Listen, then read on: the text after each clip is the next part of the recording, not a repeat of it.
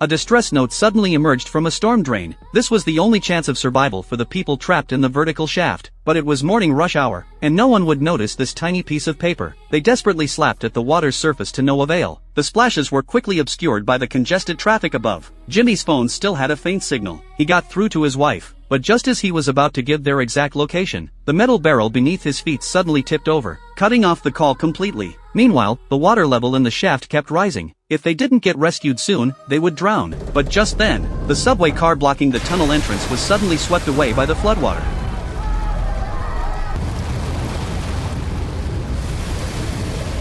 Though they'd temporarily escaped the danger of drowning, they were all swept downstream and forced to retreat deeper into the subway tunnel. At that moment, Jimmy's wife hadn't given up. She contacted the search and rescue team and used a map to locate the tunnel. But when they opened the manhole cover and descended into the shaft to rescue them, they had already missed the group. By now, the people in the tunnel had fallen into complete despair. But suddenly, a beam of light shone through. It turned out 2 rescue team members were still stranded in the tunnel, and they had finally found the survivors. But danger struck again. The riverbed above the tunnel suddenly collapsed. Raging floodwaters surged in once more. The tunnel couldn't withstand the pressure and completely caved in. Fortunately, there was a large metal grate nearby. Everyone clung to it desperately and managed not to be swept away by the flood. The rescue team members immediately contacted Command Center, urging them to close the floodgates at once. Otherwise even more water would pour in. Finally, with the control room's coordination, the floodgates were successfully closed. But this also meant no other rescue team members could enter from outside. Just as Jimmy's wife was about to give up, a hand suddenly emerged from the manhole cover. In the end, the survivors were pulled out through the narrow opening,